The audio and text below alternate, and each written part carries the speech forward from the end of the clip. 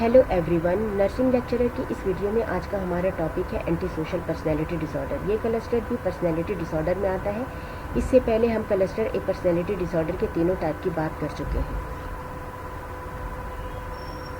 Deceit and manipulation are central feature of anti social. यानी anti social personality disorder के लोग फरेबी और धोखेबाज होते हैं। ये लोग प्रॉफिट, माल, पैसा हासिल करने के लिए लोगों को मैनिपुलेट करते हैं, यानी कुछ न कुछ जोड़ तोड़ करके फ़ायदा हासिल करने की कोशिश करते हैं। ये इनकी पर्सनैलिटी में नज़र आने वाला ख़ास पहलू है। जबकि क्लस्टर बी के दूसरे लोग यानी हिस्ट्रोनिक पर्सनैलिटी डिसऑर्डर और बॉर्डर लाइन पर्सनैलिटी डिसऑर्डर के लोग नर्चरेंस यानी अपनी देखभाल करवाने, अपनी खदमतें करवाने के लिए मैनिपुलेट यानी जोड़ तोड़ करके किसी न किसी तरह अपना काम दूसरों से करवाने या निकलवाने की कोशिश करते रहते हैं। एंटी सोशल पर्सनैलिटी डिसऑर्डर के में इमोशनली यानी जज्बाती तौर पर बहुत ज़्यादा अनस्टेबल नहीं होते, लेकिन ये लोग बॉर्डर लाइन पर्सनैलिटी डिसऑर्डर वाले लोगों से ज़्यादा एग्रेसिव यानी गुस्से वाले होते हैं। Number 2, lack of empathy. Anti social personality disorder के लोगों में दूसरों के लिए हमदर्दी का फकदान या कमी होती है, यानी ये दूसरों के एहसास, हुकूक और तकलीफ को बिल्कुल अहमियत नहीं देते। इनका दिल दूसरों के दुख या आंसुओं से बिल्कुल नहीं पिघलता।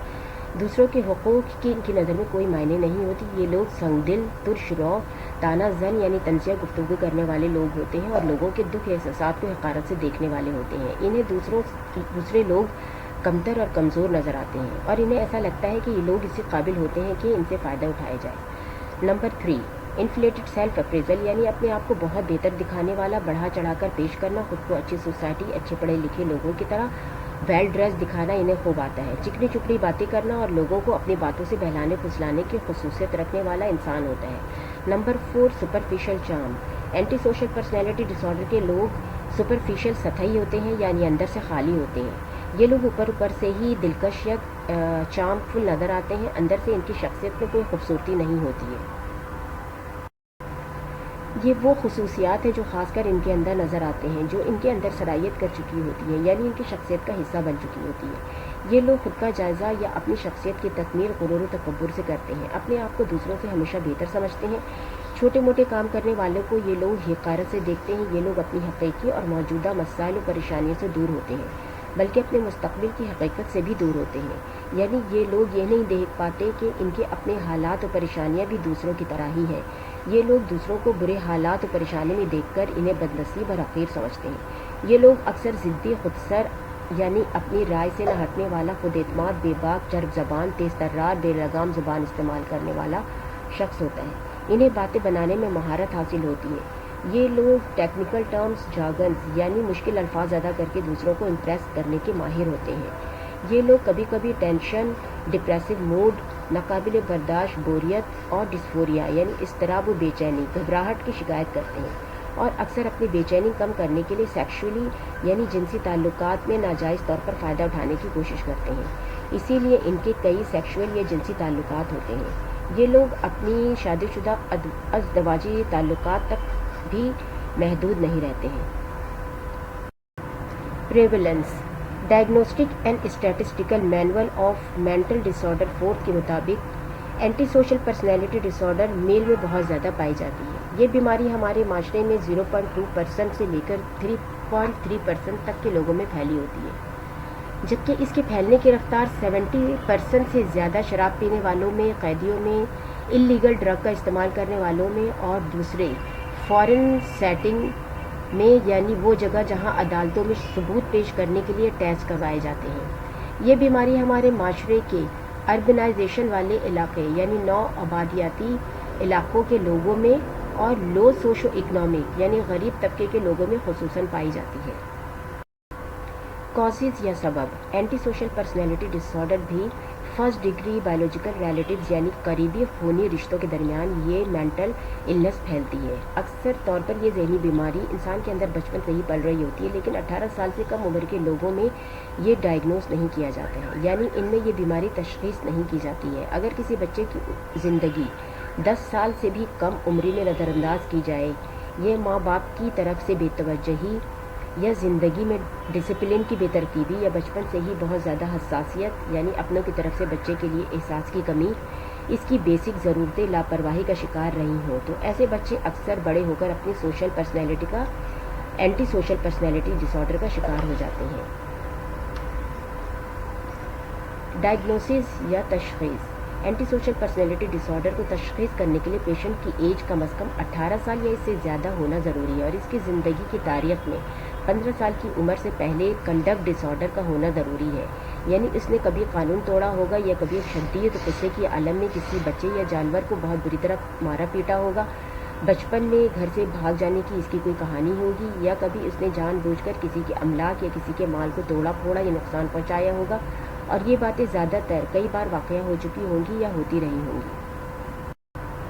Diagnostic and statistical manual of mental disorder 5th edition کے مطابق پرسنالٹی ڈس آرڈر کے 7 کرائٹیریا یعنی پہچان یا کسوٹی ہے، جس میں سے کم از کم 3 یا اس سے زیادہ کرائٹیریا یعنی پہچان موجود ہو تو وہ شخص anti social personality disorder کے ساتھ ہوگا۔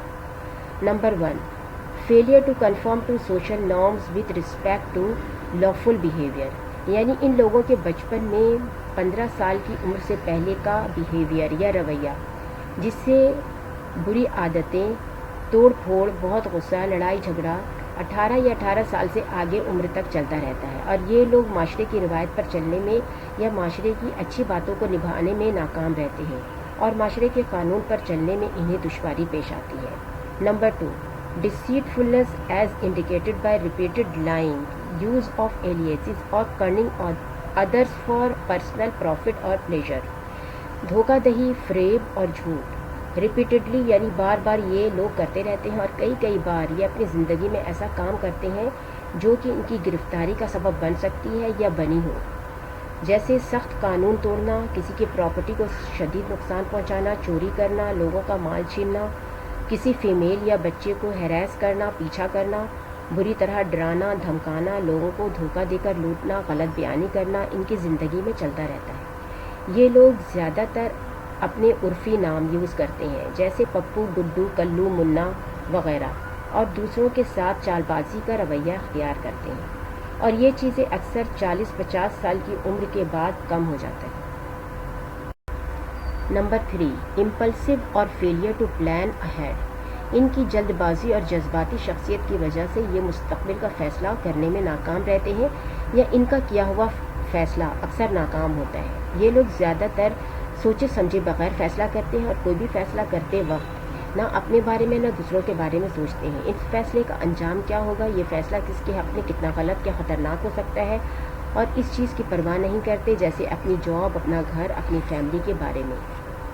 Number 4، irritability and aggressiveness as indicated by repeated physical fights or assaults، یعنی anti social personality disorder کے لوگ غصہ کرنے والے، چڑچڑے، لاپرواہ، دوسرے لوگوں کے ساتھ لڑائی جھگڑے، مار پیٹ کرتے رہتے ہیں، یعنی زیادہ تر ان کا عمل دوسرے لوگوں کی طرف جارحانہ ہوتا ہے۔ یہ لوگ دوسروں پر ہاتھ اٹھانے کے علاوہ گالی گلوچ کرنا، لوگوں کو گندی پکس بھیجنا، گندے میسیجز کرنا اور ایسی باتیں کرنا جس سے دوسرے لوگ غم و غصے کا شکار ہو جائیں۔ ان کا سیکشول بیہیویئر بھی کافی ناپسندیدہ ہوتا ہے۔ یہ لوگ اکثر ڈرگ، شراب، ریپ وغیرہ کے کیس میں ملوث نظر آتے ہیں۔ Number 5، reckless disregard for safety of self اور ادرس، یہ لوگ اپنی اور دوسروں کی سیفٹی یا تحفظ کی بالکل پرواہ نہیں کرتے۔ ان کی ڈرائیونگ کا انداز بھی جارحانہ ہوتا ہے، بے سوچے سمجھے تیز اور فاسٹ ڈرائیونگ کرنا، اپنی اور دوسروں کی زندگی کو خطرے میں ڈالنا ان کے لیے عام بات ہوتی ہے۔ ان لوگوں کے اکثر ایکسیڈنٹ ہوتے رہتے ہیں، یعنی بے سوچے سمجھے اپنی جان، مال، ریپوٹیشن کا خیال نہ کرنا ان کے لیے عام بات ہوتی ہے۔ ان کی اکثر پری میچور ڈیتھ ہوتی ہے، یعنی یہ لوگ یا تو خودکشی کر کے ایکسیڈنٹ میں یا قتل کر دیے جاتے ہیں۔ Number 6، consistent irresponsibilities as indicated by repeated failure to sustain consistent work behavior or honor financial obligations، یعنی ان کا ورک بیہیویئر کافی غیر ذمہ دارانہ ہوتا ہے، باوجود نوکریوں کے مواقع ملنے کے یہ لوگ کافی عرصے جاب لیس یعنی بیکار رہتے ہیں۔ اس طرح کے لوگ اکثر اپنی نوکریوں سے کسی نہ کسی ڈس آنیسٹی کی وجہ سے نکال دیے جاتے ہیں۔ یہ لوگ جلدی جاب بدلتے رہتے ہیں، اور جاب چھوڑتے وقت دوسری جاب کب ملے گی اس بات کی ان کو کوئی پرواہ نہیں ہوتی۔ یہ لوگ جاب سے اکثر غائب رہتے ہیں بغیر کسی عذر یا وجہ کے اور اکثر اوقات قرضے مانگتے نظر آتے ہیں۔ یہ لوگ زیادہ تر غیر ذمہ دار والدین ہوتے ہیں۔ انہیں اپنے بچوں کی نہ تو گھر کی اور نہ ہی ان کے مستقبل کی فکر ہوتی ہے۔ یہ لوگ اپنے بچوں کی ہر ضرورت سے غافل رہتے ہیں، اس لیے ان کی میرٹل لائف اکثر ناکامی کا شکار رہتی ہے، کیونکہ اکثر اوقات یہ لوگ اپنی فیملی کی ذمہ داری پوری کرنا اپنی ذمہ داری نہیں سمجھتے۔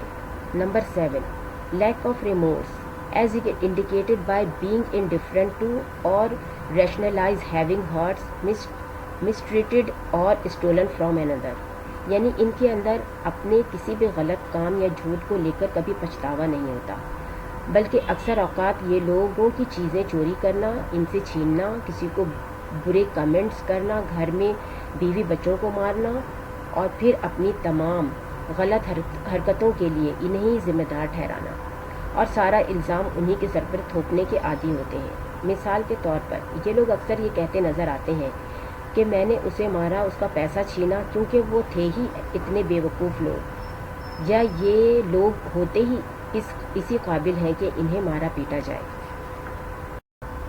انہیں سامنے والا انسان کافی بھولا اور بیوقوف نظر آتا ہے، کیونکہ یہ خود کو کافی عقل مند تصور کرتے ہیں اور سوچتے ہیں کہ ہر چیز اچھی چیز جو اس کے پاس ہے وہ سب میرے پاس ہونی چاہیے، اس لیے یہ لوگوں کی چیزیں چھیننے، انہیں لوٹنے، چوری کرنے اور مار پیٹ کرنے میں ملوث رہتے ہیں۔ یہاں یہ بات سمجھنا ضروری ہے۔ Number 1، anti social personality disorder کے لوگ اکثر چوری وغیرہ سے وابستہ ضرور ہوتے ہیں۔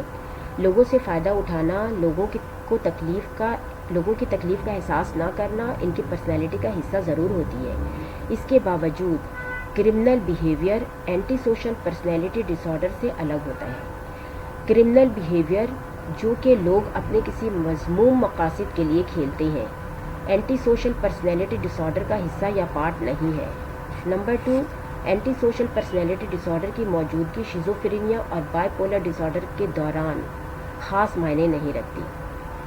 میری آنے والی next video borderline personality disorder پر ہوگی۔ میری ویڈیو کو جن لوگوں نے سبسکرائب نہیں کیا ہے تو پلیز سبسکرائب کر لیں، یعنی بیل آئیکن ضرور دبائیں۔